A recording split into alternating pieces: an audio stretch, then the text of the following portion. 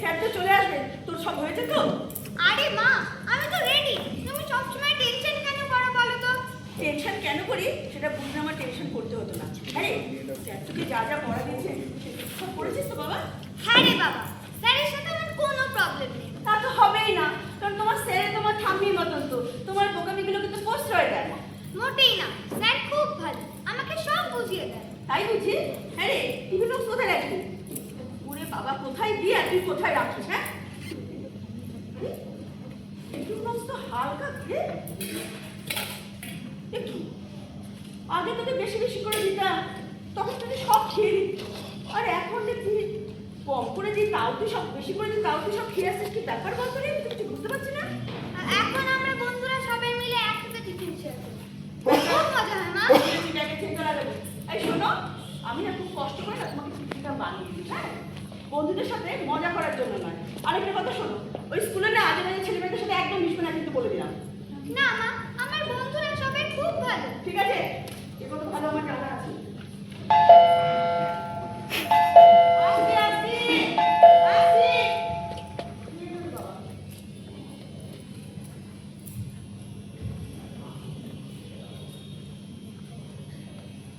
ও আসুন, এই বুঝিয়া, এই দেখ স্যার এসেছেন স্যার।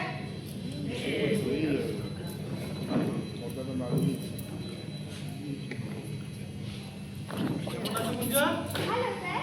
কি করছিলে? মাম্মির সাথে ফাইট করছি। ঠিক মাম্মির সাথে ফাইট মানে কি নিয়ে? মাম্মি শুধু বলে যে আমার বন্ধুরা কেউ ভালো না, তাই আমি ফাইট করে বলছিলাম যে আমার বন্ধুরা সবাই খুব ভালো। এটাকে ফাইট করা বলে বুঝি? বৌদি, হ্যাঁ বলুন। আপনার মেয়েটা কিন্তু বড্ড সরল। সরল নয়, সরল নয় স্যার, বলুন বোকা। কি বলছেন বৌদি? স্কুলে সব ধরনের ছেলেমেয়ের সাথে মেলামেশা করে। কি বলছেন বৌদি বলুন তো? ওর মেলামেশা করাটা ভীষণ দরকার, নাহলে ওর মানসিক বিকাশ হবে না। ওকে বুঝে নিতে দিন না ওর ভালো মন্দটাকে। দেখুন স্যার, আপনাকে সায়েন্স সাবজেক্ট পড়াতে এসেছি, নীতি কথা শেখাতে না। আর ওর ভালো মন্দটা সেটা আমাদেরকে বুঝে নিতে দিন। বৌদি, আজকে ওটা কেমনভাবে কথা বলছেন? কোনো কারণ নাকি? কোনো অসুবিধা হচ্ছে? যা বাবা, এতক্ষণ তো আমি আর মাম্মি ফাইট করছিলাম, এখন তো মাম্মি আর স্যার ফাইট করছে। নিজের পড়া বলুন। আচ্ছা স্যার, কি বলছেন? বৌদি ওকে শুধু শুধু বকছে, ওর তো কোনো দোষ নেই। আমরাই তো ওর সামনে। আবার জ্ঞান দিতে শুরু করলে? ছি ছি, আমি আপনাকে কেন? আমি শুধু বলতে চাই বলি, একটু ওর ওপর ভালোবাসাটা রাখুন, তাহলে দেখবেন সব ঠিক হয়ে যাবে। দেখুন স্যার, এতদিন আপনি ওকে পড়াচ্ছেন, কিন্তু বলতে পারবেন আজ পর্যন্ত আমার মেয়ে কোনো সাবজেক্টে 100% নাম্বার পেয়েছে? কেন? দেখুন তো রেজাল্টটা। ওর প্রত্যেকটা সাবজেক্টে 90% উপর মার্কস আছে, তারপরেও 90%, 100% নয় কেন? বৌদি দেখুন, আপনার মেয়ে অনেক সাবজেক্টে ফুল মার্কস পাওয়ার যোগ্য, কিন্তু ওই ছেলে মানুষের জন্য সিলেবাসটা করে ফেলে তাই। তাই কি জানেন, এর জন্য আমাকে লোকের কাছে কত কথা শুনতে হয়। বৌদি জানি না কে আপনাকে কি বলেছে, কিন্তু লোকের কথা শুনে প্রতি পদে পদে যদি আপনি ওকে বকাবকি করেন, তাহলে ক্ষতি ছাড়া ভালো হবে। দেখুন, কেউ চায় না তার সন্তানের ক্ষতি করতে। এক্স্যাক্টলি, কিন্তু আপনার অজান্তে সেটা হয়ে যাচ্ছে না। আপনি যদি ওই সত্যতার ভর্তি বেঁধে দেন, তাহলে তো পূর্ণ বিকাশই হবে না। আরে বাবা চুপ করুন, আপনি চুপ করুন। আপনি কি করে বুঝবেন আমার মনের কথাটা? যে সে যে কেউ আমাকে যা তা কিছু বলে যায়, তার আমার সামান্য হাফ নাম্বারের জন্য। আপনার রাগের কারণটা আমি বুঝতে পারছি, তবে একটা কথা বলি বলি, আমার উপর একটু ভরসা রাখুন, দেখবেন সব ঠিক হয়ে যাবে। বলছেন? হ্যাঁ, শুধু একটা অনুরোধ, মিথ্যে প্রতিযোগিতায় না গিয়ে মেয়েটাকে আদর ও ভালোবাসা দিয়ে বাস্তবটাকে শেখান। কোনো কাজ একদিনে হয় না। আচ্ছা আচ্ছা, ঠিক আছে, আমি যাচ্ছি, কিন্তু তুমি পড়ো।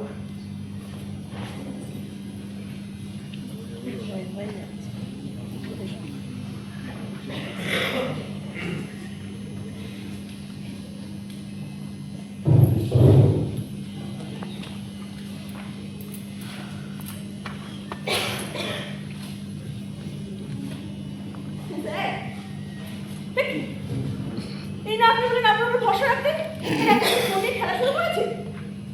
হ্যাঁ বলুন, বাচ্চাদেরকে পড়াতে হলে মাঝে মধ্যে কিন্তু বাচ্চা হতে হবে, তবে তো আমাকে বন্ধু ভাববে।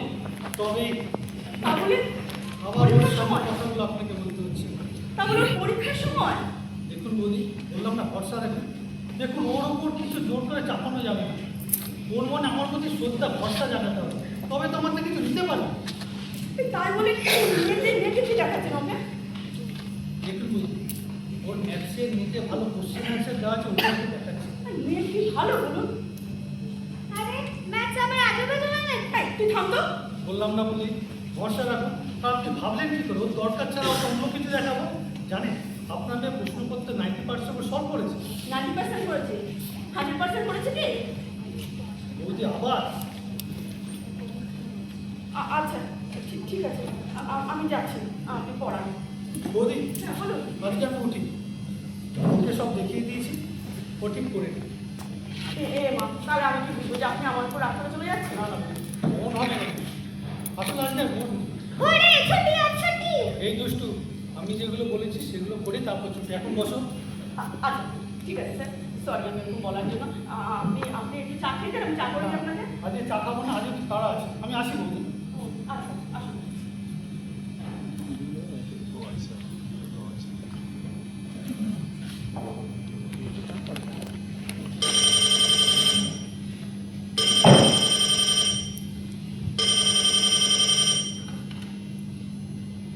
হ্যালো, হ্যালো, গুঞ্জন মা বলছে? হ্যাঁ বলছি। আমি সুজাতা, মিঠির মা বলছি। মিঠির মা? মিঠির মা মানে আমার নতুন ফ্রেন্ডের মা। নিজের পড়া পড়তে যাও না বাবা, এত বিরক্ত কেন? হ্যালো, হ্যাঁ হ্যাঁ, আমি মিঠির মা বলছি দিদি। মিঠি বলে যে আমার গুঞ্জার কোনো বন্ধু আছে, আমি তো সেটাই জানতাম না। আপনি ফোন করলেন তাই জানলাম। সে কি, গুঞ্জা আপনাকে জানায়নি? আরে ও তো আমার মেয়ের বেস্ট ফ্রেন্ড। ওরা টিফিন শেয়ার করে, ওরা খুব ভালো বন্ধু। ও, আচ্ছা। আপনার বানানো টিফিন? আচ্ছা বুঝেছি বুঝেছি। এখন রাখুন তো। আচ্ছা আচ্ছা, বিজি আছে। ঠিক আছে, পরে কথা হবে। পরে কি কথা হবে? সব কথা। আপনি আমার মেয়ের জন্য যা করেন, হ্যাঁ? সত্যি আমি আপনার কাছে কৃতজ্ঞ দিদি। আমি আপনাকে চিনি না, আপনার মেয়েকে চিনি, অথচ এমনভাবে কথা বলছেন যে আমি আপনাদের জন্য কত কি করেছি। কি ব্যাপার বলুন তো? এটাই তো আপনার গ্রেটনেস দিদি। হ্যাঁ? আমি আপনাকে চিনি না, আপনার মেয়েকে চিনি। আচ্ছা, আপনার কোনো ধান্দা আছে? কি ঠান্ডা? হ্যাঁ। মানে? সেটা আপনিই ভালো জানেন। রাখুন তো। Hello hello. এই মেয়ে, এইবার আমি বুঝতে পারছি। হ্যাঁ, তোমাকে আমি টিফিন বানিয়ে দেবো আর তুমি মেরে দেবো। আজকে তোকে মেরে শেষ করে দেবো। আমি কেন? তোমাকে টিফিন বানিয়ে দেবো। বিরাতে যাও। বানিয়ে দিলে তো তোমাকে টিফিন দিই, হ্যাঁ?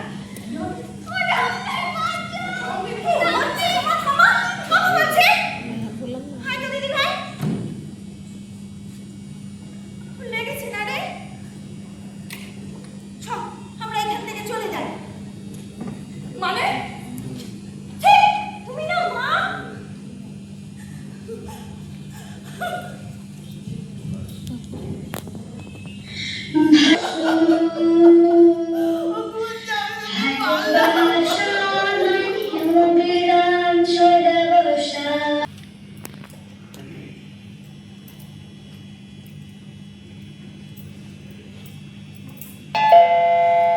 বাবুরে, কেউ এসেছে না? তুমি বসো। না, ওটা রাখো, হ্যাঁ? আমি খুলে দরজা খুলে আসি।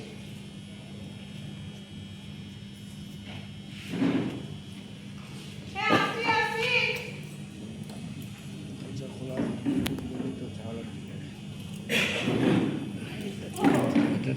আসুন। এই গুঞ্জা, দেখ কে এসেছে। গুঞ্জা, দেখো তাদেরকে নিয়ে এসেছি, আসুন আপনারা আসুন। মিঠি মা বাবা মিঠি মা। আরে মিঠি, তুই এসেছিস?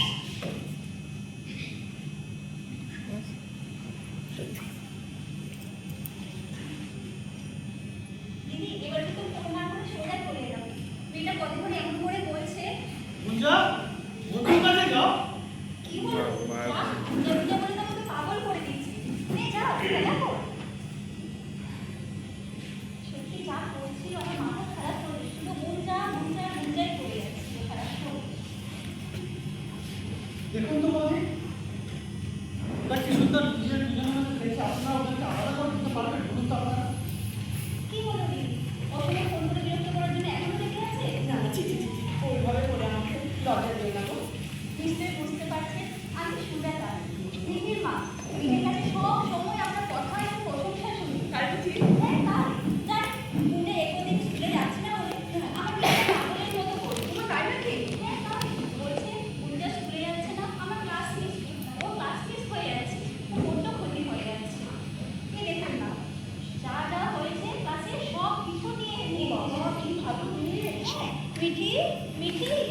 দিদি দিদিমা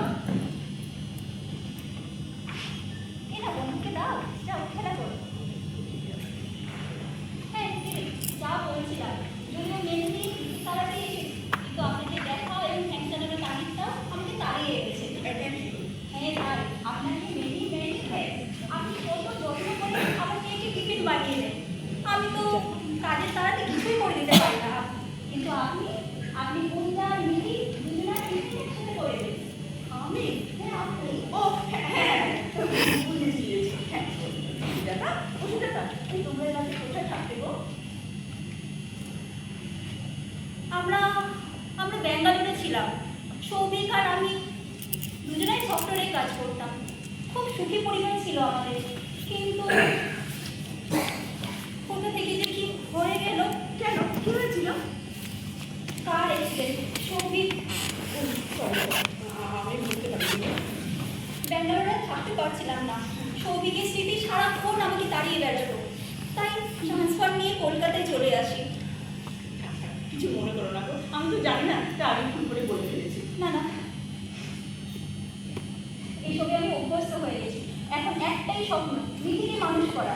জানো প্রথম তো স্কুলে ওর মনেই বসতো না। তোমার দুনিয়ায় কোনো সব দুঃখ বলে দিয়েছে। কি বলছো? হ্যাঁ সত্যি। এই আমি কিন্তু শুনেছি তুমি খুব সুন্দর বাংলা পড়া। এই আমার মিঠিকে একটু পড়াবে? আমার মিঠি ভারী ভালো মেয়ে, দেখবে তোমার ওকে পড়াতে খুব ভালো লাগবে। জানো কতদিন দেখেছি ওকে লুকিয়ে লুকিয়ে কাঁদতে। মা পাছে আমি কষ্ট পাই। দিদি একটা অনুরোধ করবো? বলো। রাখে নিশ্চয়ই বলছি গুঞ্জাকে মাঝে মধ্যে আমাদের বাড়িতে পাঠিয়ে দেবে।